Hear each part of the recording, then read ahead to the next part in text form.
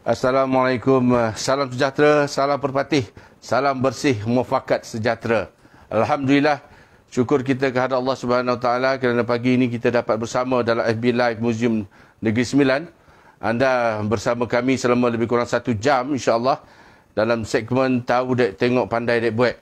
Segmen adat nombor 1 di Negeri Sembilan insya-Allah. Dan yang istimewanya hari ini bersama kita ialah pengarah museum sendiri Dr. Andes Syamsuddin Ahmad, dan juga insya-Allah tidak lama lagi kita juga akan menerima kehadiran Yang Berhormat Tuan Nazaruddin Sabtu, Esko Jawatankuasa Bertindak Kebudayaan, Kesenian dan Adat Istiadat Melayu.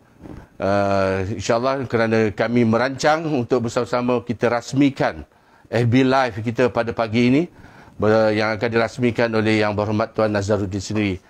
Terima kasih sekali lagi pada tuan-tuan dan puan-puan untuk bersama dengan kami pada pagi ini, dan jangan lupa untuk like dan share untuk dapat kita berkongsi dengan seramai mungkin apa yang kita lakukan pada hari ini, dan kita dapat bersama-sama berkongsi maklumat dan bersama-sama menimba pengalaman dan pengetahuan.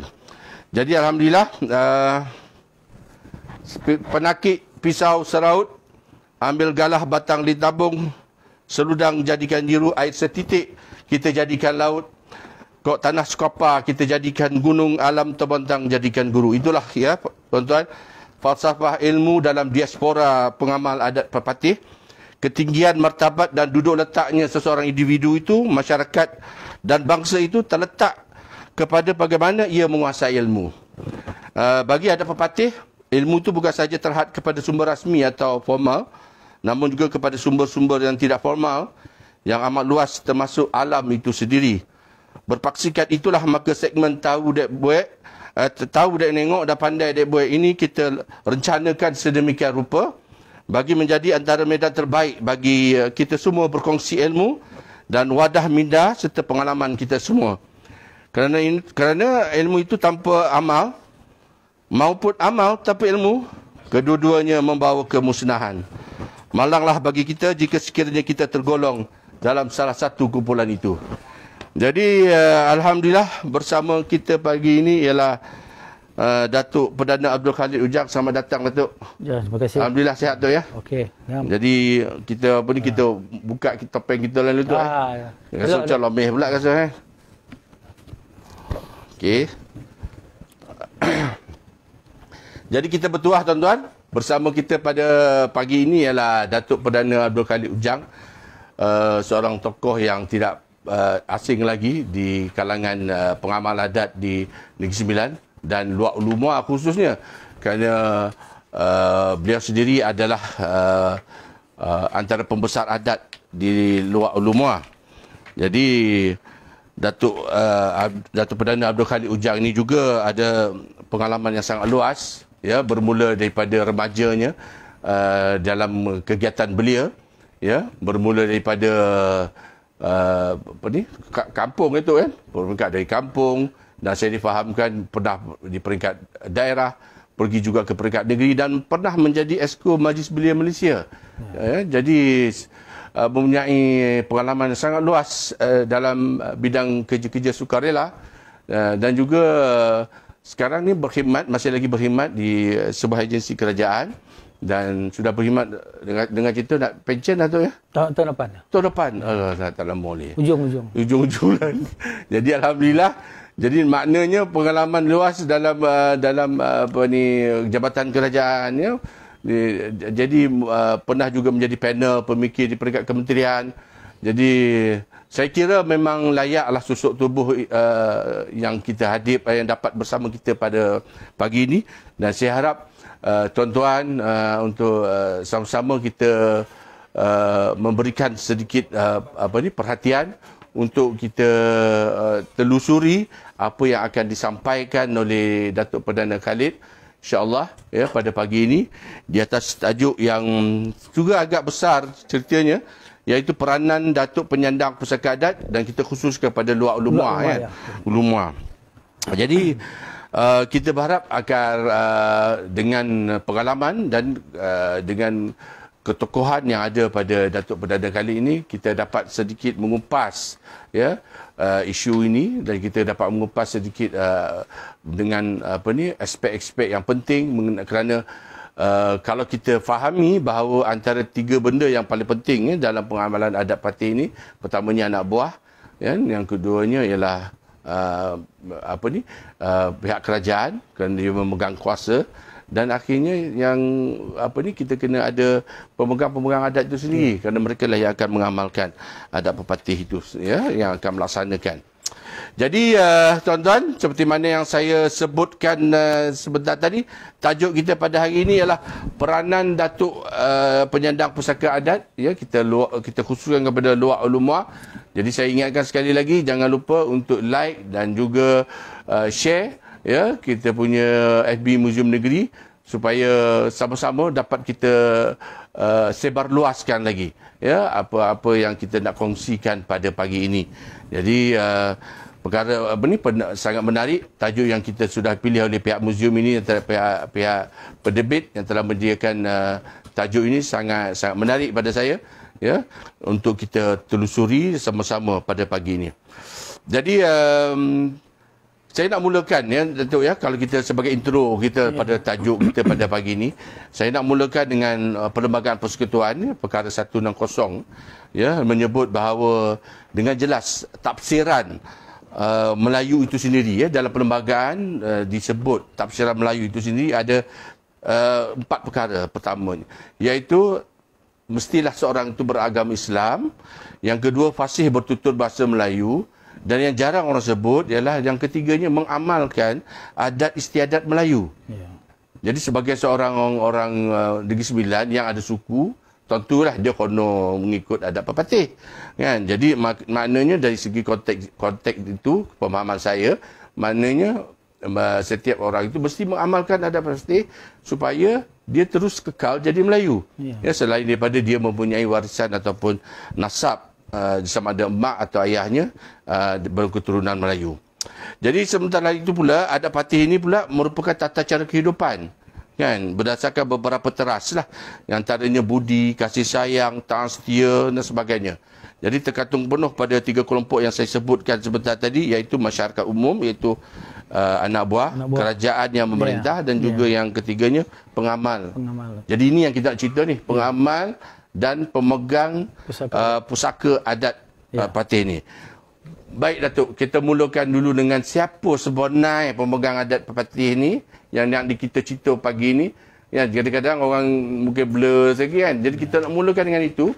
Siapa dah sebenar pemegang-pemegang adat yang kita nak bicarakan pagi ni? Silakan Tok. Bismillahirrahmanirrahim. Assalamualaikum warahmatullahi taala wabarakatuh. Salam patih bersih, muafakat sejahtera dalam program Dana Pemasukan Adat ini. Yang saya hormati Saudara Faizal, moderator kita pagi ini, Saudara Tuan Pengarah, ya, tetamu yang hadir. Syukur Alhamdulillah, terima kasih bagi pihak Pengulu Luar Lumua ke bawah kaus Datuk Setia Bendahara Pahlawan. Kita mengucapkan terima kasih kepada Lembaga Muzium yang menjemput Luar Lumua kali ini dalam FB Muzium. Dan khususnya berbicara tentang pemegang pusaka adat di Luar Lumah. InsyaAllah kita akan sesamalah. Dan memanglah sebagaimana yang katakan moderator tadi, pertama ni terima kasihlah kerana telah menjelaskan secara ringkas adat pepatih peringkat awal, di mana adat istiadat Melayu ni termasuk di dalam perlembagaan negara kita. Jadi kepada anak-anak buah di luar sana, jangan risau bahawa kita ni telah termaktub di dalam perlembagaan negara kita, iaitu salah satu perkara dalam perlembagaan itu bagaimana menjaga hak istimewa Melayu itu. Dan di peringkat Luar Lumah, siapakah pemegang pusaka adat patih ini? Luar Lumah ni khususnya adalah merupakan luar yang paling kanan dalam luar tanah mengandung, iaitu luar berundang, luar berpengulu. Kita ada luar berundang, luar berpengulu. Jadi di Luar Lumah ini antara luar yang tertua lah dalam luar tanah mengandung tu. Dan kita juga merupakan luar yang mempunyai 12 suku. Satu-satunya luar di luar tanah mengandung ini yang mempunyai 12 suku. 12 suku ya. Luar tanah mengandung ini Luar Lumah, Jempul, Teraci, Gunung Pasir, Ineh. Dan walaupun bagaimanapun di luar rumah ni, walaupun kita penuh 12 suku, tetapi kita ada suku tambahan lagi. Ada 4 suku tambahan. Dia dah jadi 16. Kalau kirakan pula pemegang pusaka adat dia, kita ada 21 pemegang pusaka adat termasuk Pengulu. Kerana Pengulu ni suku Biduanda dengan pembesar adat dia, Datuk Perdana, Datuk Perba, Datuk Syahbandar, luar rumah ada suku Biduanda ni dah ada Ompek. Ompek Datuk Lembaga dia. Kemudian diikuti oleh suku-suku yang lain tu. Harus diingat bahawa luar rumah saja yang mempunyai suku yang cukup 12. Yang lain tu ada 7, 8. Ya. Di siapakah dia pemegang pusaka adat ini? Menjurus kepada suku-suku yang terdapat tadi, mereka ialah merupakan ketua kepada suku-suku tersebut. Jadi yang pertama mereka adalah ketua pada suku tersebut. Dalam suku tersebut, dia bukan saja diketuai oleh Datuk Lembaga. Tetapi selepas Datuk Lembaga tu, Datuk Lembaga ni menjaga suku. Kemudian diketuai oleh bapa. Bapa ni lah yang menjaga Pogut anak-anak buah ni. Pogut ni adalah merupakan kita punya pecahan lah. Kalau awalnya mungkin dia ada 4 orang dia beradik, 4 Pogut lah tu. Dipanggil Pogut lah. Dan di bawah Pogut ni, ruang tu pula adalah besar waris yang menjaga di peringkat yang kelompok kecil lagi. Dan di bawah besar waris tu kita ada tua waris. Tua waris ini menjaga mungkin 2-3 keluarga di dalam satu-satu penempatan tersebut. Memang pada hari ini tua waris tu memang kita galakkan, sebab hari ini apabila masyarakat telah berkembang, kan, banyak penempatan-penempatan baru. Jadi kita tak boleh lantik bapa. Kita boleh lantik besar waris yang menjaga ahli-ahli kumpulan 4-5 keluarga tersebut sebagai orang tengah kepada bapa dan besar waris. Dan di akhirnya kita ada Ibu Sokong. Ibu Sokong ni adalah merupakan seorang perempuan yang dah berumur, yang mahir tentang adat patih, yang berkebolehan mengendalikan apabila mengadakan adat istiadat, menyediakan peralatan-peralatan. Dan yang pentingnya, Ibu Sokong ni dia adalah merupakan salah seorang panel memilih pemegang pusaka adat ni. Kalau proses mencari Datuk Lembaga, Ibu Sokong tidak boleh ditinggalkan. Dia mempunyai dia mempunyai kata yang khusus, yang harus dihormati kata-kata dia itu oleh bapa besar waris anak buah yang lain. Itu adalah merupakan gambaran tentang siapakah dia pemegang pusaka adat di luar rumah ini. Ada jumlahnya, ramainya tu? Ya. Setiap suku tu tak tentu je punya keramaiannya, kecuali Datuk Lembaga dia tetap seorang lah. Mungkin macam kan suku Biduanda ada seorang je bapa, tapi suku Tanah Datar ada 4 orang bapa. Oh gitu. Selamat Minangkabau pun ada 4 orang bapa. Jadi itu bergantung kepada Pogut tadi. Kalau dia Ompek Pogut, Ompek bapa dia. Jumlah keseluruhan di luar rumah ni kita ada 198 pemegang pusaka adat. Ramai, okay. Yang terdiri daripada Datuk Lembaga, bapa, besar waris dan Ibu Sokong. Saya fahamkan antara yang kira efisien lah, ya, ada data mengenai pemegang adat ni ialah luar rumah sendiri. Memang kita detail. Jadi mana kalau anak buah nak dapatkan maklumat, senang sajalah dapatkan maklumat. Kita memang kata orang tu have to lah. Kita mesti menyediakan maklumat ini untuk anak buah. Kerana anak buah mungkin mesti nak mencari bapa dia dulu sebelum berjumpa dengan Datuk Lembaga. Dan dalam FB luar rumah tu memang ada. Dan mungkinlah ada berlaku sedikit kekurangan kerana berlaku kematian ataupun melepaskan jawatan. Adalah 1-2 yang belum diganti lagi. Ini proses ini semuanya adalah dalam ingatan Datuk Lembaga masing-masing lah, supaya mereka sentiasa melengkapkan pemegang pusaka dalam suku masing-masing. Okay. Ya. Kita soalan seterusnya tu, ya. Jadi kalau biasanya lah orang luar, orang biasa melihat bahawa melihat macam pemegang-pegang adat ni dia hanya macam patung lah, macam satu-satu yang tidak ada fungsi. Sebenarnya sedangkan dari segi amalan adat itu sendiri, maknanya pemegang kuasa adat ni merupakan satu yang sangat penting. Jadi apa sebenarnya fungsi dan peranan mereka, dan dalam event-event ataupun acara-acara apa yang sangat memerlukan penglibatan datuk-datuk adat ni? Itulah uniknya kita di Negeri Sembilan ni, iaitu sesatunya negeri yang ada adat. Walaupun kita di Malaysia ni kita ada pepatih dan ada temenggung. Di Negeri Sembilan ni kita ada pepatih. Jadi untuk melihat di mana letaknya Datuk Lembaga ini di kalangan anak buah, ialah Datuk Lembaga ni dia berkuasa terutama dia di atas tanah pusaka. Okay. Yang kedua dia, Datuk Lembaga ni berkuasa di atas anak-anak buah mereka. Jadi itu sebablah Datuk Lembaga ni mesti tahu di mana tanah pusakanya dan siapa anak-anak buah dia. Kalau tak tu yang Tolantung tu bila berjalan ke Pilah ke Bahau ke Tolantung anak buah dengan Datuk Lembaga tu. Tak kena. Jadi dengan gabungan pemegang pusaka adat tadi, Datuk Lembaga, Bapa Sawagi Busoko, setiap suku tu mesti mengetahui di mana letaknya penempatan suku tersebut dan siapakah anak-anak buah yang masih hidup. Okey.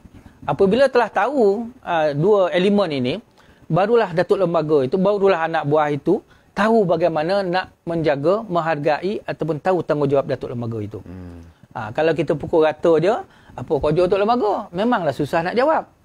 Tetapi apabila kita tahu di mana anak buah dia, di mana penempatan dia, siapa Datuk Lembaga dia, baru kita nampak bagaimana peranan dan tanggungjawab Datuk Lembaga tersebut. Dalam konteks ini, kalau kita lihat apa peranan anak buah? Itu sebab anak-anak buah hari ini, mereka ini sudah nipis ilmu ataupun pengetahuan anak ambil tahu tentang adat ini. Ya. Jadi kerana mereka tidak mengetahui siapakah Datuk Lembaga dia. Kan kenduri kendara sekarang kono jemput tak berapa. Macam mana kita punya kenduri kita ni? Kenduri kita ni beradat atau tak beradat? Kalau kenduri kita atas tanah pusaka, macam mana proses dia? Apa yang perlu dibuat? Yang inilah proses ini. Apabila Datuk Lembaga itu dikenali, kita akan dapat melihat bagaimana pentingnya Datuk Lembaga tu. Sampaikan kita pun pernah, kalau kita melihat dalam buku-buku kita, bahawa anak buah yang membuat keramaian di atas tanah pusaka dengan menumpahkan darah binatang berkaki empat, yang halal lah. Ya? Kalau tidak dijalankan secara adat, itu adalah merupakan salah satu kesalahan adat. Dan bapa boleh menjatuh hukum kepada anak buah tersebut. Sampai tahap tu dulu, orang nak menunjukkan bahawa pentingnya, sebab kita kena lihat kenapa pentingnya apabila mengadakan sesuatu keramaian itu secara beradat. Kerana dalam filosofi adat ini, bahawa adat itu adalah gabungan semua anak-anak buah ni. Suku sakat, sepak saudara, mak saudara apa semua mesti terlibat dalam satu-satu keramaian tu. Di situlah arahan Datuk Lembaga. Kalau tak, kalau Datuk Lembaga dengan bapa katakan buat beradat, kita akan panggil semua. Kalau tak, hari ni tengok ini, simpan perenang kenduri kendara kita. Hanya sekadar apa orang kata, nampak apa superficial sajalah, kosmetik saja. Tapi nilai kita bercakap mengenai nilai amalan adat itu sendirilah. Jadi maknanya dia adalah orang kata selampang dua mata. Mana pihak pemegang adat pun mesti mengambil inisiatif, memberitahu ataupun memaklumkan, mendidik mungkin anak buah. Dan anak buah kena mencari jugalah nampaknya bagaimana untuk mereka mengangkat kembali adat pepatih ini dengan menggunakan atau orang kata menggunakanlah pemegang adat ini tadi. Tapi soalannya Datuk, bagaimana Datuk melihat penerimaan masyarakat, khususnya masyarakat anak buah kita di luar Ulumuah sendiri macam mana? Bagaimana mereka melihat dan bagaimana mereka melihat kita nak bercakap, mungkin kita nak bercakap mengenai pengiktirafan kepada pemegang-pemegang adat ini Jadi mungkin ini adalah satu benda yang sebab kita tahu keadaannya realiti hari ini masyarakat moden mungkin telah menghakis pengetahuan maklumat mereka mengenai amalan adat pepatih itu sendiri. Jadi bagaimana penerimaan masyarakat? Ya, macam ni apa Cik Fazal moderator kita ya. Adat ini kalau kita lihat di awal lagi ialah merupakan satu cara hidup, the way of life. Ya. Adat pepatih adalah merupakan di dalamnya tu terkandung itu disebut tu ya, walaupun sebiji labu ada di dalamnya. Kan maksudnya everything was there. Nak kita nak ngadakan kundi kenara, nak melantik pemimpin, kita nak jumpa saudara kita, dari kes jenayah pun ada, dari segi kemasyarakatan yang dikatakan laman sepermainan, jamban seperulangan, perigi sepemandian, itulah merupakan elemen-elemen kemasyarakatan yang telah ditunjukkan dulu. Jadi pada hari ini, apabila kita semakin moden, semakin mengikut peredaran zaman, jadi anak-anak buah merasakan keperluan untuk bersama-sama dalam kerja-kerja adat itu sudah semakin berkurangan. Dan kita memanglah mengharapkan supaya anak-anak buah ni dia kena faham. Apabila saja dia tahu dia bersuku, dia mestilah sikit sebanyak dia mesti tahu. Kerana anak buah ini adalah merupakan penggerak kepada adat pepatih. Ya? Datuk lembaga pembahasan adat ni lebih kepada we are monitoring. Ya, kita mengawasi. Tapi yang menjalankan, yang menggerakkan, yang melaksanakan, yang mengamalkan ialah anak buah. Ya? Dia sebab anak buah di peringkat awal dia mesti tahu 3 perkara. Pertama, dia mesti tahu suku dia. Dia ni suku apa? Tanya Wan. Atan pun dah sebutkan lagu tu kan. Lagu apa tu? Kau jelabak, kau jelabu tu. Tak tahu, jangan mengada-ngada. Nak tahu suku, tanya Wan kita, kau mak kita semua. Ayat tu. Pertama, anak buah mesti tahu suku dia. Suku dia.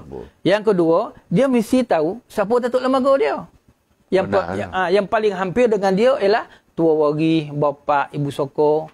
Kemudian pergilah kepada datuk lembaga dia. Dia mesti tahu. Dia mesti tahu apa suku dia, siapa datuk lembaga dia, bapa dia. Kadang-kadang pun dia pun katanya luak lagi lah parah. Kau duduk ke pilihan ni luak mana? Luak ini ke, Teraci ke, Lumah ke, Gunung Pasir. Ini elemen-elemen basic ni. Dan yang ketiga dia mestilah anak buah kita ni kalau dapat biarlah dia mengetahui sedikit tentang adat pepatih. Apatah lagi tentang bab matrilineal, nisab ibu tu. Nasab ibu tu. Yang ini sangat penting. Ini yang kita banyak yang berlaku hari ini apabila pembahagian tanah tak ikut faraid, tak ikut agama, sebab dia copek pergi ke situ. Dia tidak tahu bahawa nasab ibu itu adalah merupakan salah satu elemen dalam adat pepatih. Dia punya pengetahuan tu copot-copot macam tu. Ya, pengetahuan. Tak dapat keseluruhan. Ya, sebab macam kinot macam biar mati anak dia mati adat. Adat ini tak lomak dek santan, tak kuning dek kuah. Kan? Jadi yang ini kinot ini adalah sangat penting yang kita perlu kena sebar luaskan lagi supaya adat pepatih itu sentiasa hidup. Itu yang kata tu kita pakai kain usang. Tapi adat kalau dipakai sentiasa baru. Kita sangat tertarik dengan hashtag yang kita FB ni iaitu tahu dan tengok pandai adat murid. Yang ini dah berkurangan. Dulu kita ni tahu ni dek amak kita wan kita murid. Murid kan? Kan kalau macam contohnya kalau amak saudara datang ke semua kan rumah makan bertudung saji makan tengah hari tu. Betul. Sejumpul itu maksudnya. Ini kan tak pek tu kan? Ini atas media utama lah makan atas media basuh tangan yang tah mano kan. Itulah dari konsep menghormati kan. Tapi kalau kita tahu dia tengok pandai adik buat ini, yang ini yang nak kita perbanyakkan lagi. Ya betul. Di luar rumah contohnya kita memang setiap program adat tu memang kita all out. Kita pasal merewah, kita ada kalau orang perempuan semua tu kita galakkan pakai telepok, ibu soko pakai pakaian dia supaya masyarakat nampak mood bila kita buat program adat pepatih aura dia tu. Aura tu. Kita naikkan balik ya. Malahan ada sesuatu majlis kita siap dengan anak-anak kita membawa palatan-palatan apa semua ni kan, iringan-iringan ni secara pakaian-pakaian tradisional. Ya, kita cuba nak lahirkan aura-aura ni balik. Kita ya. Saya mungkin menarik perbincangan kita ni, nampaknya semakin menarik.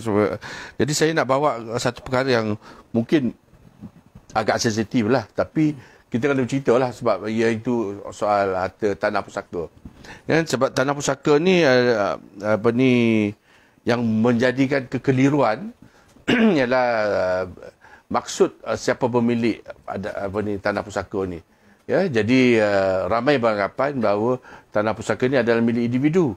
Wah, dah dapat daripada mak mari dia punya. Kan?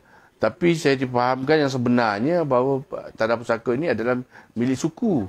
Yang diuruskan sepatutnya oleh pemegang-pemegang adat. Itu sebab yang Datuk cakap tadi, sebenarnya besar peranan ni. Kan, tugas pemegang-pemegang adat ni. Jadi bagaimana kita nak menjelaskan kekeliruan itu, Tok?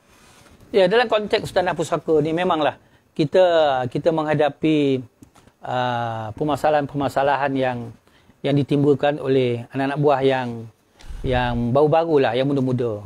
Mereka yang berumur 50 tahun ke atas tu memahami apa tu tanah. Sebab pertama dia, tanah adat tu lah milik suku. Dan kalau kita melihat geran tanah mak kita, orang kita kan, geran tanah lama lah, yang panjang tu. Bukan yang A4 tu lah, yang panjang dulu. Ada tulis tu, pen merah. Suku Seri Melenggang. Datuk Senara Muda. Di geran tersebut. Jadi kalau sesiapa yang dapat geran tu, dia automatik dia dah tahu. Tanah ini kepunyaan suku Mungkal. Datuk lembaga dia, Datuk Seri Maharaja. Setiap geran tanah ada. Yang dululah, yang panjang tu. Geran lama tu. Sekarang apabila dibuatkan baru, diprint baru, format baru dalam bentuk A4 tu, yang tu dah tak ada. Tu dah tinggal tanah adat dia. Walaupun bagaimanapun, saya ucapkan terima kasihlah kepada pegawai daerah Kuala Pilah yang telah mengorak langkah untuk ke arah untuk meletakkan nama suku ni balik. Tapi walaupun nampaknya insya-Allah dah sampai ke peringkat terakhir lah. Peringkat yang dilancarkan hari itu adalah kita pergi dalam website dia dulu. Tapi bila di print tak adalah. Tapi coming ni akan ada geran itu tersebut. Apa signifikan tu kalau benda tu? Ya. Tulis nama tu.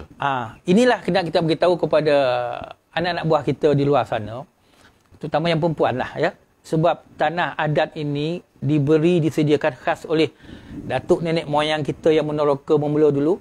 Kan? Dia sambil berbeliung menakik hutan tu, letong tu. Tak terbayang gitu kan? Dia apa? Terdotik di hati, disebut ini semua untuk anak cucu cicit dan sepanjang selama dah. Yang ini kita kena hargai. Kan dia dah sediakan dah dulu tanah ini. Kita boleh katakan tanah adat ni macam tanah perlindungan. Ya, betul. Ya, tanah pelindung. Walaupun hari ini kita diberikan rezeki oleh Allah SWT kan, kita dapat beli rumah, jadi kita tak berapa perlukan sangat tanah pusaka tersebut. Tetapi tanah pusaka itu ialah tanah perlindungan. Kita tak tahu cucu cicit kita besok, kok ada seorang dua yang kurang berkemampuan, kurang nasib baik, kan? Tiba-tiba lelaki mati, kena coraian, nak duduk kodah, kumpul semua, tak tahu mana nak pergi. Kau baliklah kampung. Kan? Setidak-tidak nak buat pondok, ambil batang tiang, ada. Inilah yang berlaku 600 tahun dulu, di bagaimana peneroka-peneroka ni yang membuka tanah-tanah ni, itulah yang diingatkan. Jadi kita rasa macam terhutang budi lah pada mereka ini. Maknanya kalau boleh kita katakan bahawa orang Negeri Sembilan Melayu yang mempunyai suku sepatutnya tidak boleh melarat lah. Ya, dia tak melarat. Mesti ada tempatnya, ada telapaknya untuk dia. Untuk dia meneruskan kesinambungan hidup dia bersama dengan keluarga dia. Itu sepatutnya. Jadi patutnya mungkin satu masa nanti mana-mana kalau kita terdengar ada orang Melayu Negeri Sembilan di Kuala Lumpur, di Johor Bahru yang jadi gelandangan misalnya. Jadi Datuk Lembaga ni kena tahu kalau dia suku dia kena pergi jemput lah lepas. Betul. Sebenarnya itulah dia. Sebab peranan Datuk Lembaga lah untuk menjaga anak buah dia. Sakit, poning, mati, makan kau dia tak. Kan?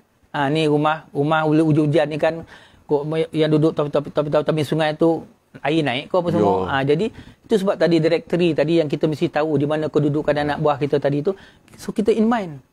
Apatah lagi apabila berlaku kes-kes macam ni tadi. Dia melarat, jadi gelanggang kan. Kalau kita tahu, panggil dia balik. Suku mana? Kau pagut mana? Mana asal kau dulu? Ada tanah kau. Mesti ada. Kan? Itu sebab kelebihan dia, orang Negeri Sembilan perempuan ni, dia ada yang nak dipegang ni, iaitu tanah pusaka atau rumah pusaka. Jadi itu sebab orang perempuan di Negeri Sembilan ni, jangan tolak. Kerana sudah ada kes, dia tak nak tanah, dia tak nak nama dia dalam geran tanah. Dia kata, tak payahlah kalung, dah duduk kumpul nak setakat makan setahun dua ni kalung ada tu. Tapi dia tak tahu yang kita nak cerita kita ni ialah perlindungan anak cucu cicit kita besok. Maksud dia, maaf cakap lah, janganlah sombong. Sebab kita hari ni dah selesa, ada rumah besar, kereta besar, duit banyak. Janganlah macam tu. Kita kena fikirkan juga anak cucu cicit akan datang. Sebab sekali kita keluarkan nama kita dalam geran tanah, selalu sukar untuk masukkan semula. Terus terang kita katakan bahawa kita akan hilang identiti. Iya. Kalau tanya kau orang mana? Ada orang Selanti, waduh tanah pusaka ni. Tak ada. Anda bagi yang keadaan. Hilang identiti dia sebagai orang bersuku. Sebagai seorang wanita, perempuan, dia mesti ada hak keistimewaan dia, tanah pusaka. Mungkin di peringkat Datuk-Datuk Adat luar ulumah ni, kita ambil keputusan untuk pastikan semuanya masuk nama juga. Yes. Walaupun ada keputusan ni buat tu. Keputusan tu memang dah sejak dulu lagi bahawa orang perempuan yang bersuku dia tidak boleh menolak itu. Bahawa dalam pembicaraan tanah kita katakan no. Walaupun di luar dia datang ke rumah kita betul-betul saya tanah tu, saya beri laki kalung tu, saya tak payah tu semua. Kita ngangguk lah. Tapi bila pembicaraan no. Berapa anak perempuan ompek masukkan. Jangan tanya bahasa mana. Jangan tanya bahasa mana dan apa. Tak payah, itu tak payah. Yang penting nama kita dalam geran tanah pusaka. Kerana itulah identiti kita dan itulah maruah kita dan itulah yang nak kita jaga. Dan kita nak siapkanlah tentang tanah pusaka ni, hak orang lelaki. Kadang-kadang ada juga adik-adik beradik lelaki tu pun meong ya mau apa. Kau kat lu mentang-mentang lah kau ada tanah pusaka. Kan. Sebenarnya tidak. Orang lelaki ni dia lebih bertanggungjawab terhadap tanah pusaka tersebut. Tanah pusaka mak lah kan. Sebab satu, situlah tempat dia lahir, tempat dia dibesarkan. Apa tanggungjawab lelaki? Tengok cukai tak berbayar, tolong bayar. Tak banyak, RM5-6 dia kan. Kok tanah tu somak samun, pakat-pakatlah dia beradik, tobeh. Kok ada rumah pusaka atas tu, dah sengit, rahai kan. Nak tungkar. Nak tungkar kan. Cuba pakat adik-beradik. Kita ada rumah mesra rakyat, kita ada bantuan-bantuan. Buat rumah kat situ atas tanah pusaka tu. Kerana di situlah letaknya, tanah pusaka ni salah satu tujuan ialah di situlah penyatuan adik-beradik. Sebab untuk kita berkumpul tu atas tanah pusaka. Berkumpul ke rumah Mak Kalung tak sama dengan berkumpul atas tanah pusaka. Balik kampung. Kan? Pergi Mak Kalung. Balun tu kita orang ke Mak Kalung kan jangan nak beli lagi. Tersepak pasu kata, sepak bukan marah Kalung orang. Balik kampung. Kau nak taruh dia tiru, kau nak taruh dia ni daripada tingkap ke bawah, kau nak keluar masuk, tak ada siapa nak marah. Itu life kita di kampung. Jadi itu kita harapkan supaya tanah pusaka yang ada rumah pusaka jagalah. Ya, jaga. Bagi ni bantuan-bantuan banyak. Kerajaan negeri pun ada bantuan. Kita hidupkan balik roh tanah pusaka kita tu. Kalau kita tuan ingat kalau ingat cerita apa kan, temuni kita ada tu buah rumah tu. Mak kita dulu nanam temuni kita buah rumah tu. Di situlah punca kita. Di situlah tempat kita berkembang. Di situlah punca kita. Kenapa roots kita, asal kita tu nak kita biarkan. Sebab itulah nanti akan lahirnya tamadun kita ni untuk lahirnya tamadun kita ni kita dengan berakar umbikan pada budi itu. Jadi itu kita pergi kepada satu aspek lain lah. Kita pergi kepada keadaan semasa hari ni itu ya. Kita dah cerita tadi tentang asas bagaimana pemegang adat dan semua kuasa mereka dan sebagainya. Jadi tentang kemampuan, saya nak pergi kepada kemampuan penyandang-penyandang adat kita ni. Ya. Sebab kalau ikut daripada apa yang Datuk ceritakan tadi bahawa mereka ini dipilih oleh pihak perut daripada perut ada sistem hierarkinya Kan ada sistem adatnya, memang itu yang boleh kita dekat dengan demokrasi. Anak buah menjadi bapa, bapa menjadikan lembaga, lembaga menjadikan undang penghulu kan. Jadi hierarki dia ya. Jadi bagaimana dengan kemampuan, keupayaan penyandang-penyandang adat ni pada Pemerhatian Datuk di luar ulama sendiri? Yalah, kita akui dalam keadaan hari ini kan, sebab kita melihat keupayaan datuk-datuk adat kita ini, apabila berlakunya kematian seseorang datuk adat, proses memilih mata benih itu memang berlaku ya, dan kami sebagai panel tu memanglah kita nak cari yang terbaik ya. Kita ada kriteria-kriteria, kita mesti faham tentang adat, mesti berkemampuan, mesti punya ekonomi, berupayaan untuk menerima anak-anak buah. Banyaklah elemen-elemen ataupun kriteria-kriteria yang kita pilih. Walau bagaimanapun kita masih lagi menghadapi mencari calon-calon yang berkaliber. Ya, kita calon-calon yang sedia ada ni mengambil masa sikitlah. Apabila calon-calon baru itu dia freshy, mempunyai pengetahuan tentang adat yang agak sedikit. Jadi dia kena mengambil masa untuk menyesuaikan diri sebagai datuk lembaga bersama anak-anak buah, bersama dengan pentadbir kerajaan, bersama dengan pemimpin yang lain. Kita memang akui kita memang menghadapi masalah untuk mendapatkan calon-calon yang berkaliber. Ya. Yang ada pula yang berkaliber ni tak minat pula. Untuk yang berkaliber ni, yang anda ni seperti guru, seperti ataupun pensyarah-pensyarah dan sebagainya, mereka minat tapi tidak berminat untuk menjadi seorang datuk lembaga. Contohnya pemegang pusaka adat. Jadi tidak harap dah kalau kita lihat pemegang pusaka adat kita, kalau di peringkat bawah tu bapa bersaudara itu adalah merupakan orang kampung, orang-orang yang maaf cakaplah mungkin pendidikan tak tinggi dan sebagainya, agak menyukarkan kita melihat kelancaran perjalanan sesuatu adat itu. Itu kita akui. Tambah lagi apabila kita menghadapi satu program, mudah cakap, mereka mengambil sikap kandang tu singkap daun ambil buah ya. Kita tidak pergi kepada asas-asas permulaan adat dan sebagainya. Wa ima pada hari ini anak buah buat kenduri tak berkampung pun datuk lembaga, bapa pun tak boleh cakap apa. Anak buah terang-terang melakukan kesalahan, tetapi bapa dengan kredibiliti dia itulah, dia tidak boleh untuk participate lah benda-benda kan. Nak mengarahkan tak betul ni, kita apa ni kudu ni nak nikah anak ni kono buat kampung ni. Sampai tahap tu dia tak boleh. Okey. Maknanya kalau ketadarusan kepimpinan ini ya, peringkat pertengahan dan juga ni kalau berlaku berterusan begini tu, apa je akan jadi kan? Ya, itulah tu. Jadi pengaruh ataupun kerja-kerja adat itu makin lama akan nipis lah. Tapi kita menyedari perkara ini. Di luar rumah kita menyedari perkara ini. Dan kita telah mengambil beberapa langkah supaya bukan untuk supaya langkah-langkah ini agak ke depan ni mesti melakukan kerja-kerja adat. Itu sebab salah satu dia kita sedang menyiapkan kita punya manual ni. Manual peranan dan tanggungjawab dan kerja-kerja adat ini.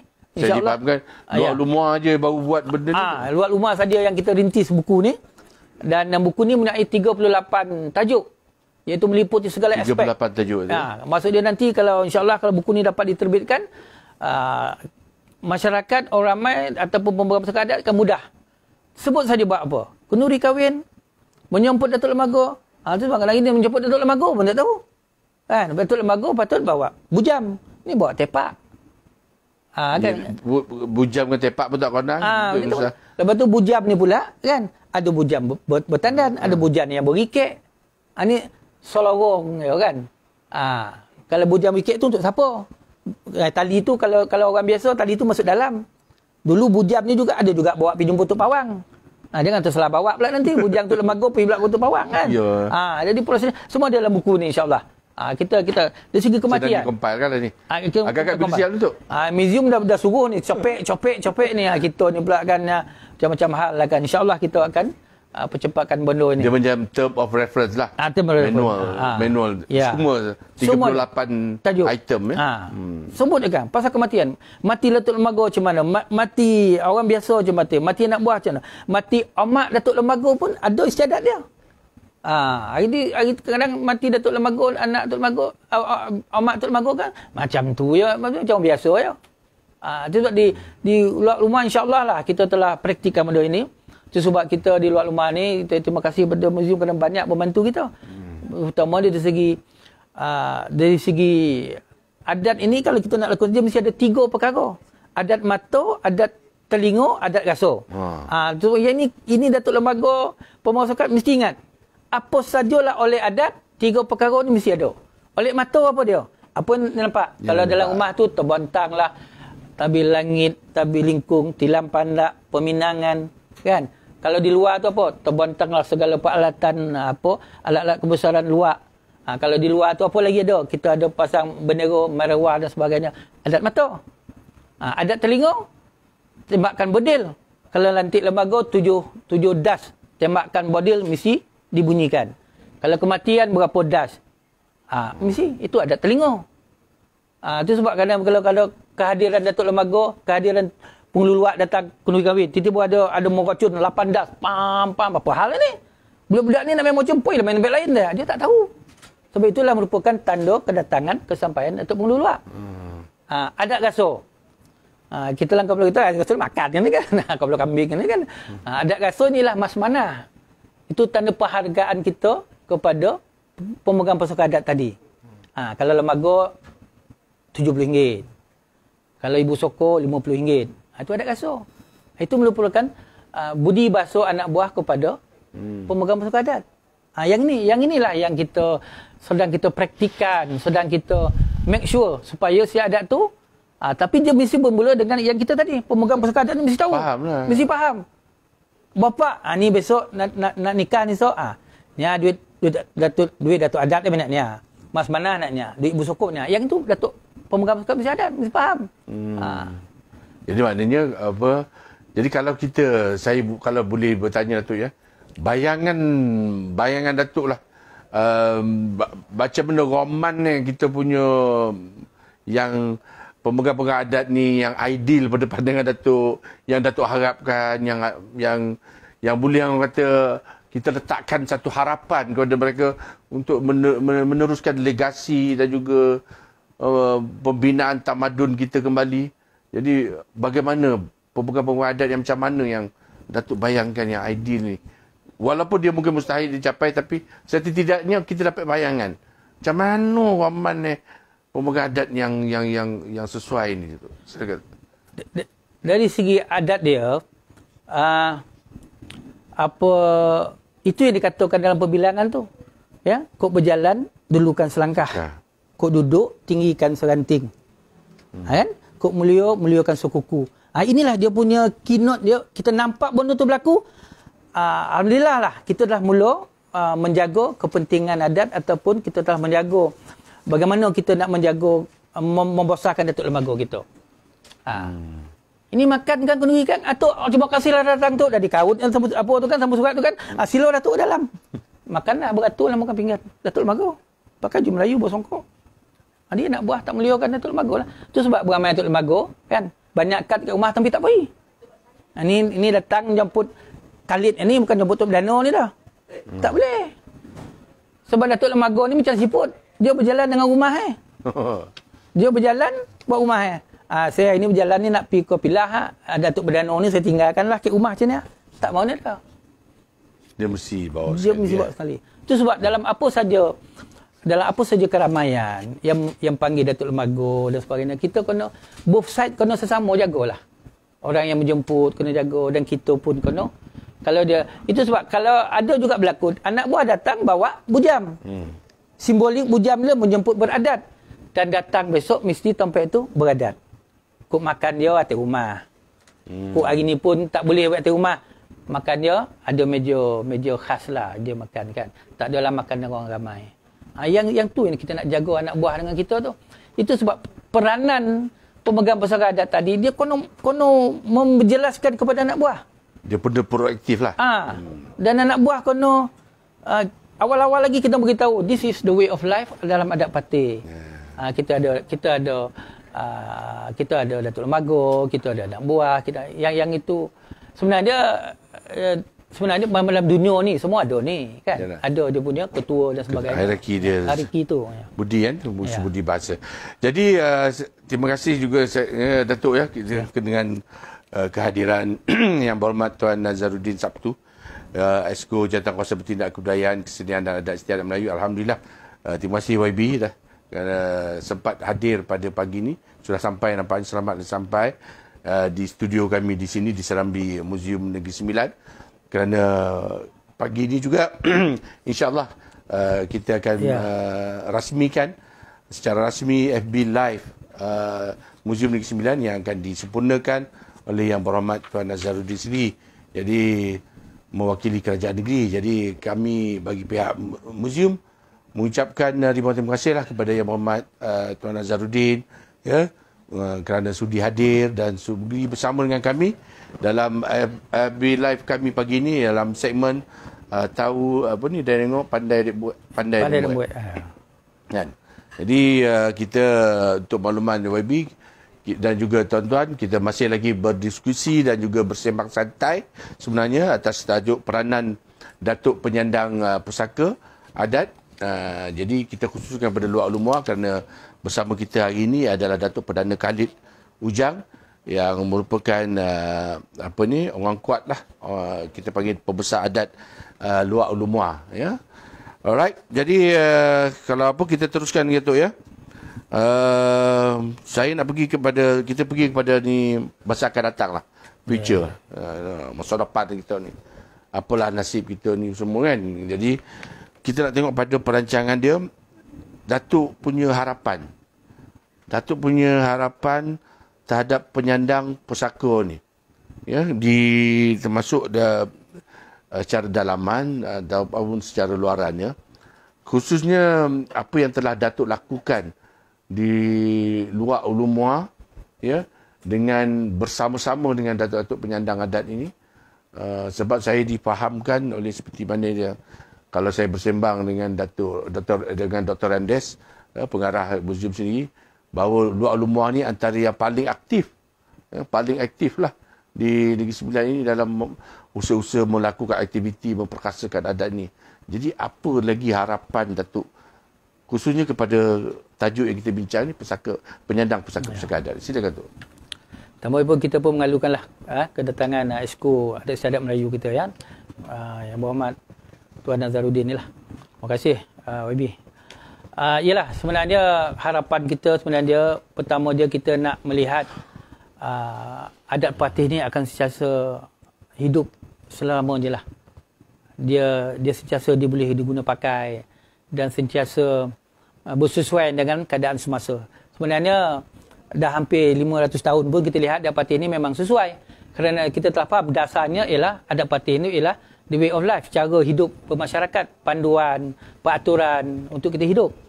Jadi di peringkat kita di luar lumua, kita pemegang pusaka adat, memanglah kita telah wawarkan ataupun telah kita jadualkan supaya setiap pemegang pusaka adat ni, pertama dia mesti memahami jawatan yang dipegang, yang disandang.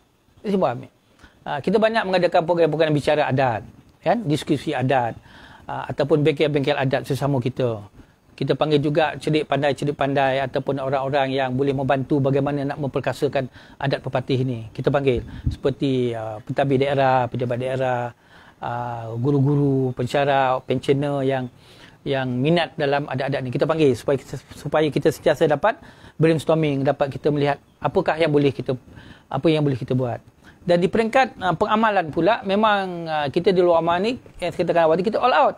Kalau kita buat kunuri kahwin contohnya, kita arahkan pengantin ini bapa supaya kita tandu pengantin ini, kita tandu. Lepas itu pula depan tandu tu ada pula anak-anak dan dayang kita yang berpakaian tradisional tadi, yang bertelepok, yang berapa semua tadi, bertanjak yang lelaki itu membawa iringan-iringan supaya masyarakat melihat, oh inilah perarakan pengantin dan sebagainya. Wa ima penghulu datang pun kita arak dengan perarakan beradat. VVIP kita berarak secara beradat supaya kita kena tunjukkan. Tahu dia tengok pandai dan buat ni sangat penting. Kalau kita tak buat, orang tak tahu. Setakat itu kalau bila dia lakukan aktiviti Macam mana orang ramai, sambutan orang ramai? Itulah tu. Ada satu program kita buat apa memperkenalkan pesaka adat kepada Tok Lemago. Wan tapi pagar tu menangis. Oh, ya. Wan dah 80, umur Wan tak pernah Wan tengok orang beradat macam ni dah. Jadi bermaksud benda tu tak berbuat. Tak berbuat benda tu. Apatah lagi bila buat pusingan istiadat kerajaan ni. Kerajaan Datuk Lembaga ni makan masa 40 tahun baru nak sampai balik ke pusingan kita. Sebab hari ni perut kita, mati kita, besok perut lain pula. Kalau 5 perut, katalah seorang tu pegang 20 tahun, 20 tahun, 100 tahun. Orang yang kerja pun tak dapat nak tengok Orang yang sama-sama budak kecil yang kerja dengan kita mungkin, tak dapat tengok. Itu sebab bila ada kesempatan program-program Ramadan ini, kita all out buat. Apatah lagi Kerajaan Negeri melalui muzium telah bagi dana. Kan 500,000. Pengarah pun beritahu kalau tak cukup minta lagi. Ya Muhammad Menteri Besar pun cakap macam tu. About bajet you don't worry. Tapi tunjukkan. Jadi itulah tadi salah satu peranan pemegang pesaka adat dia. Kita kena tahu apa kita nak buat. Cuba kita tengok hari ni orang bersunat rasul tak ada buat lagi. Bertindik daing tak ada buat lagi. Kan? Apatah lagi kundi-kundi yang apa tu? Dulu bab kematian pun dulu beradat. Jadi bini mati, mana ada berjemput lagi? Jemput dia tak. Jadi benda tu makin lama. Di luar rumah kita we have to kita cakap. Ayat ni kita ada buat istiadat menyambut suami kematian isteri. Saya cakap ke bapa buat beradat. Cukup lengkap. Saya difahamkan bahawa Datuk telah mengarahkan juga Datuk pusaka adat ni untuk jangan skip kata orang. Ya, jangan skip. Jangan ambil lolak batu tapi mana singkap daun ambil buah ya. Jadi buat. Apa maksud singkap daun ambil buah ni tu? Ambil mudahlah. Shortcut. Patut kita berkampung tak payah berkampung. Kan patut datang panggil adik-beradik semua. Alah sebuah kereta pergi cukuplah kata. Adik-beradik tinggal. Kan apa tinggal kan bapak pun kadang tak menjemput apa semua. Dia cerita je jadi buat. Pesan pada pemegang pesaka adat di luar rumah, ambil masa tak apa. Kita ramai yang faham benda ni. Peminangan tak ada, tikar rompok tak ada, tilam panak tak ada. Luar rumah kita dah siapkan. Okey. Kau nak guna kendaraan. Nak pinjam senang lah. Nak panggil lembaga tu bujam tak mana. Besok datang tilam rompok, tak ada tilam rompok. Berapa tak? Tu cakap dia. Nak bujam berapa? Nak tikar rompok berapa lain nak? Tilam panak tak ada, kita bagi. Salah satu tugas kita adalah memudahkan anak-anak buah kita. Kan? Supaya dia rasa tak ada sebab lah dia tak nak buat kan. Maknanya pemegang adat ini kena facilitate. Kena bantu. Termasuk kes tadi. Kes directory tadi kan. Tu saya tak tahulah siapa bapak saya. Ni ada. Nama bapak nombor telefon dan semua. Kita kena bagi anak buah kita ni. Jangan dia teneke lah kan. Yalah. Tak tahu tu nama agung tak ada mana apa semua. Ceneke dia yang mikir kan. Jadi kita di belakang kita dah siapkan semua. Sampaikan peralatan pun tak ada kita bagi. Kita bagi jalan penyelesaian. Yes, itulah harapan kita. Jalan buntu dia ya. Okay. Harapan kita. Jadi pada anak-anak buah ni nasihat Datuk. Anak buah kita banyak juga ada soalan-soalan juga nampaknya. Yang nampaknya soalan-soalan seperti yang mereka tidak memahami adat seresam tu apa maksudnya apa semua. Mungkin tu. Yalah itu sebab di peringkat awal tadi kita beritahu anak buah. Anak buah ni dia mesti tahu apa suku dia. Yang kedua siapa Datuk Lembaga kau, siapa bapa kau, ibu sokong kau siapa. Dua perkara ni dia tahu, dia akan selamatlah. Kunuri dia akan orang bantu, dia akan menjadi seorang anak buah yang berbudi, anak buah yang pandai beradat. Itu dua tu ya. Ni di luar ni anak buah yang cepet melanting-lanting ni bila tanya kau suku apa? Siapa lembaga kau? Dia tak ada dalam lembaga dah kata. Tu menunjukkan dia tak ambil borak. Dia marilah sebab kita dah siapkan segala kemudahan-kemudahan, keperluan-keperluan. Mari kita sama duduk sama. Tu sebab kita di luar rumah ni kita ada macam-macam program. Ngocang, ngamping, kan? Bicara adat, kunuri kendara beradat. Jadi kita masukkan elemen-elemen ni. Marilah sama-sama datang. Nengok tang luar pagar pun tak apa. Tang teh motor dia ninjau tang jauh kan. Nak tik mood kan nak pergi kan kau sogan pula kan. Sebenarnya tak ada benda nak disogan kan. Sebab kita welcome. Kita lagi ramai lagi sono. Ada anak muda ke sono. Kita sudah ada tim anak muda yang berjinak-jinak dalam bersama membantu kita. Alhamdulillah lah. Hari tu bila kita buat pelantikan Datuk Lembaga ke rumah Tok Muar itu kan, ada tim meniup tanduk kobau tu. Tertuang. Tok saya nak tiup tertuang tak? Jangan risau. Kau beratur bertiga kau tiup. Tak ada kita kawan, tak boleh semua dah. Dia minat dia macam tu. Kita bagi peluang. Itu susu dia lelok. Alhamdulillah lah, kita pun seronok anak-anak muda yang kan? Dah ada yang mau tampil kan. Macam di rumah kita ada teater pimpinan Dr. Rashidi kan. Buat cerita pasal adat semua. Welcome kita. Malahan dibantu oleh pihak lembaga muzium lagi. Buat cerita adat dan sebagainya. Kita ucap terima kasihlah kepada mereka ni. Maksud, dalam satu perkara yang harapan kita ialah, apakah kelebihan masing-masing? Dia seorang pelukis. Marilah melukis rumah Melayu macam mana, keramaian orang Melayu macam mana. Kan? Dia seorang penulis lirik. Buatlah lagu-lagu adat lagu adat. Kan? Dia seorang DJ.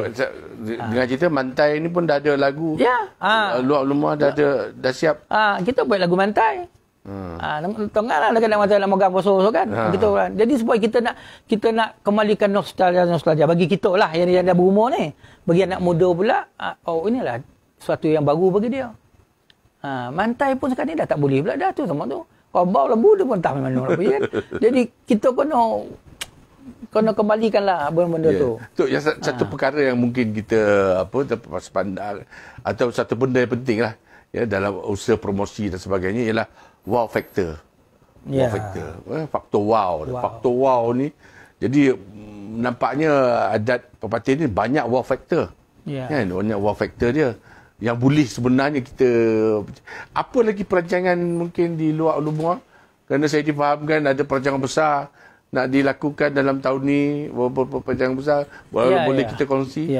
Memanglah kita pun tengah kita fikirlah apakah program-program besar yang boleh dijadikan wow factor kan.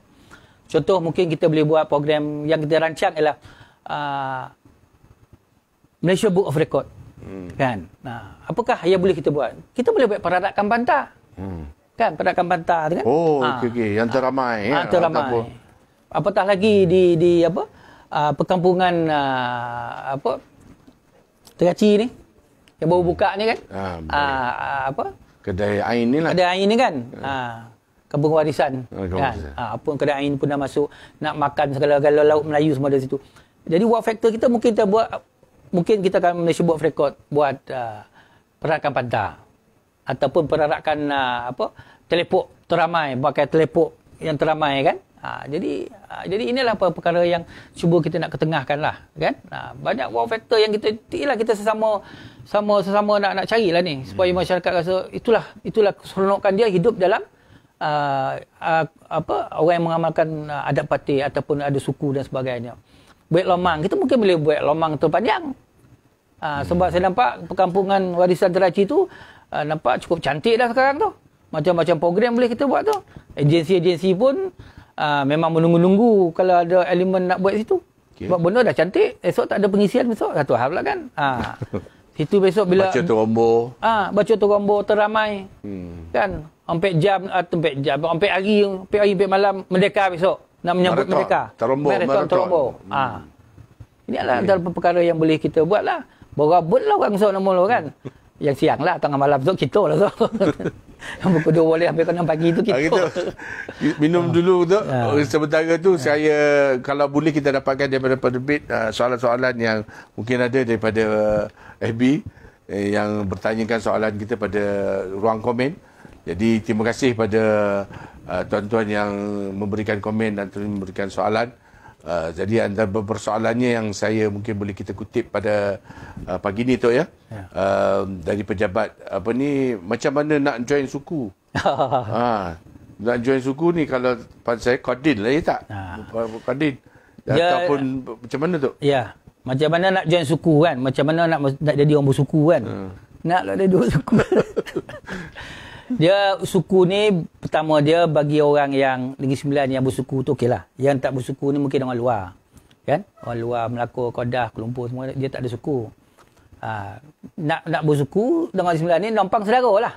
Ya, dia suku ni nampang suku ni ada dua. Satu tu kita dalam konteks ni kita panggil Bokodin lah ya. Kita ambil Bokodin. Nampang suku tu Bokodin. Dia kena dikodinkan.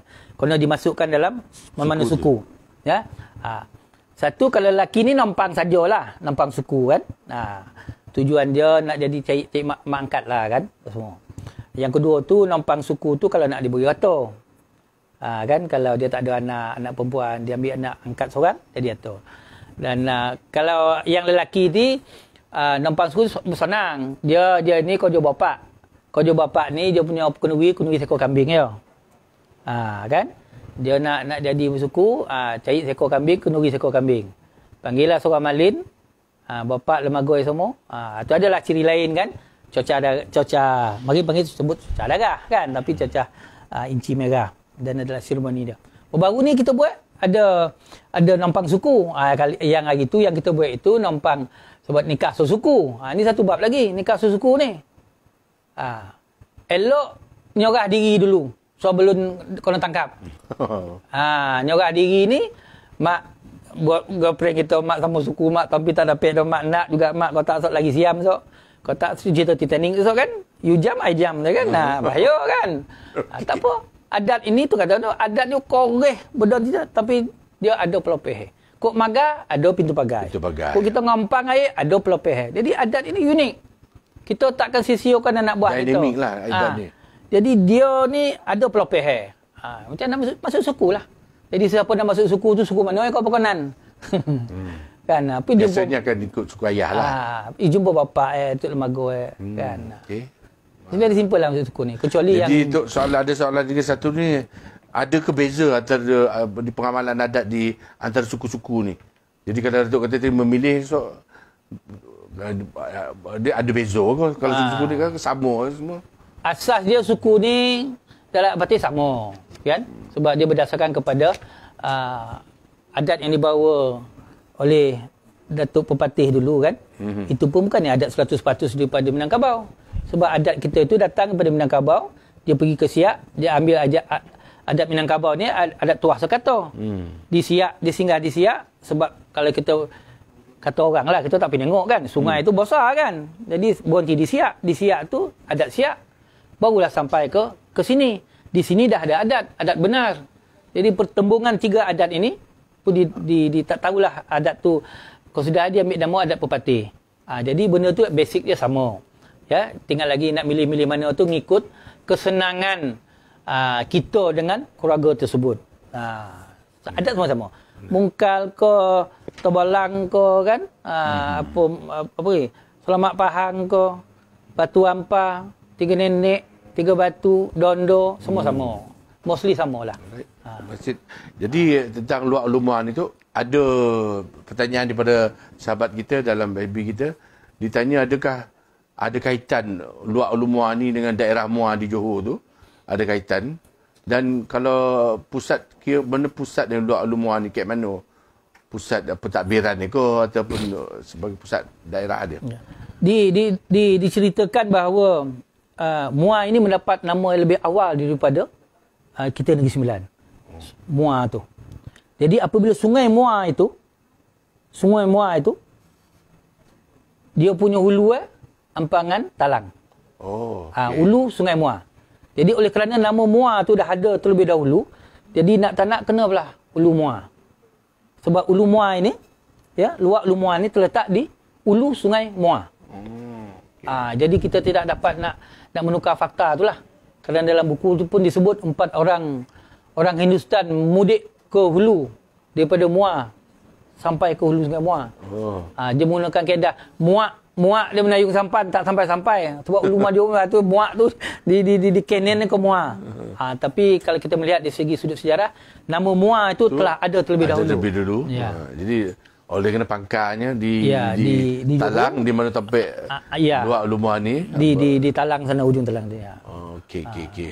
Alright, terima kasih Tok. Jadi kita mungkin sudah sampai ke penghujung kan? Kita pun dah sampai ke ada lagi 10 minit. Alhamdulillah ada lagi 10 minit. Kita balik kepada cerita pada luar ulumuan ni tu, dengan perancangan-perancangan dia.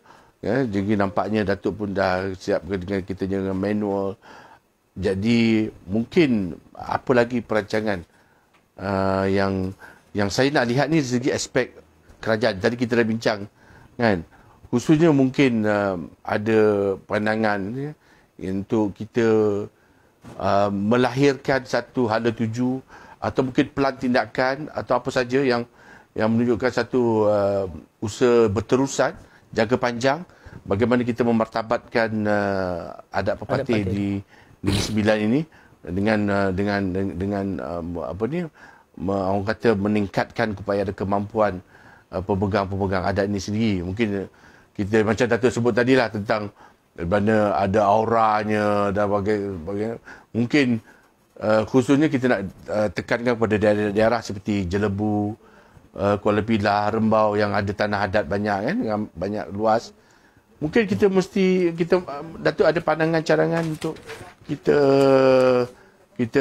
apa orang kata buat satu bondo yang jangka panjang, perancangan jangka panjang yang melibatkan, sebab memang pemegang taruh utamanya ialah kerajaan negeri, sebab dia adalah apa orang kata pemegang kuasa eksekutif yang boleh merancang. Mungkin apa pandangan Datuk?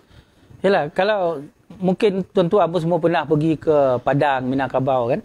Betul. Apabila kita daripada Padang nak ke Bukit Tinggi tu kan, setelah air terjun, kita akan melihat suasana dia tu. Ya, suasana Padang itu kan, Bukit Tinggi itu. Jadi itu yang wow factor kita tu. Kalau kita contoh kita luar rumah ni Pilah, turunnya Bukit Putih tu, walaupun kita masih luar Teraci dulu, kita nak cuba kita nak memperlihatkan apakah wow factor tanah adat ini. Sampaikan kita kena ingat Kuala Pilah ialah telapak adat. Kalau kita tanya orang Pilah, apa telapak adat ni? Apa nak ditunjukkan? Ini juga merupakan satu persoalan yang harus kita bincang bersama. Itu sebab kita harapkan pertama dia terima kasihlah kepada kerajaan negeri yang dah 2-3 tahun menyalurkan dana memperkasa adat patih 500,000 yang banyak dah telah kita buat program-program, hasil pun telah banyak. Tapi kita masih melihat kita nak melihat di segi wow factor. Bila kita masuk ke Kuala Pilah tu, kita berasa kita berada di tanah adat. Kalau boleh bau tu pun bau adat tu. Bau tu kan, bau turun pada kereta tu kan bau adat. Windscreen betul boleh bau. Itulah harapan kita kepada pentadbir daerah terutama dia. Daerah-daerah yang banyak tanah adat ni, Kuala Pilah, Rembau, Jelebu ni. Marilah kita sama-sama open table untuk berbincang. Apakah yang perlu kita buat perancangan 5 tahun, 10 tahun tentang memperkasakan adat patih ni. Dari segi fizikal dia, dari segi bangunan dia, dari segi pasarana dia, dari segi masyarakat dia, dari segi aktiviti dia, latihan, pendidikan dan sebagainya. Sebenarnya banyak, cukup banyak, tapi kita tak boleh nak masuk. Ataupun tak ada perancangan khusus tentang adat pepatih ni dalam masa 5 tahun, 10 tahun. Blueprint contohnya kan. Jadi inilah. Begitu juga kita nak harapkan mana anak-anak buah kita yang maju, yang berjaya tu, marilah kita sama-sama get together balik bagaimana kita nak memperkasakan. Kita kena start. Macam kenduri kahwin anak kita kena mulakan beradat. Agensi menekan satu program, mesti dia kena masukkan elemen adat. Wak Imah dia jurut acara tu pun mestilah berterombong. Jurut acara. Kan? Cenderamata kita mestilah cenderamata yang melambangkan tentang bentuk-bentuk adat. Macam rumah adat ke, bujam ke, tepak ke. Inilah elemen yang boleh jadikan cenderamata. Homestay. Kenalah perbanyakkan homestay yang mengadakan aktiviti-aktiviti beradat. Dan kita berharap sangatlah kepada kerajaan negeri supaya kita dapatlah kita sama-sama sit down, bincang tengok apakah elemen-elemen yang boleh kita buat supaya adat patih ini kan sentiasa marak, harum, sentiasa disebut oleh orang seronok datang ke Negeri Sembilan. Kerana dapat merasai bagaimana orang-orang mengamalkan adat patih. Macam Alam Gemizu buat dulu, makan berselo. Makan berselo rasa makan yang unik. Susah makan berselo ni. Yalah. Kan kau macam kita ni kan. Paut banyak kau dapat kan. Patut boleh makan 3 pinggan dah makan 9,5 pula tu rugi. Tahu kau pula kambing pula tu. Macam mana kita menikmati makan makanan tradisional. Ni nak mantai ni kan, mari terbalik ramai-ramai tengok orang mantai macam mana. Mogang poso, apa itu mogang poso, buat lomang apa semua kan. Ngacau penganan. Inilah elemen-elemen inilah kita. Saya difahamkan muzium ada programnya untuk bantai dan sebagainya. Jadi dengan lagu tadi katakan ada lagu khas semua. Jadi yalah, usaha sedang dibuat nampaknya kan, tapi mungkin bagaimana kita senijikan benda tu, kita nak kena gabung jalinkan antara satu sama lain. Jadi Tok, di masa yang sudah bersisa ni tinggal sikit lagi, Saya bagi 1 minit tu apa rumusan kesimpulan yang Datuk boleh kita simpulkan untuk bokar anak-anak buah kita ni yang menuntut FB Live kita pada pagi ni. Silakan Datuk. Pertama je, di luar rumah kita ucapkan terima kasihlah kepada Lembaga Museum, kepada Exco yang sesama menjayakan, sentiasa memberikan peluang kepada kita, kepada pemegang pusaka adat. Kita tidak boleh melengah masa lagi. Kita kena sentiasa mencari, sentiasa memperbaharui, sentiasa menjaga amalan adat Pawatih ni.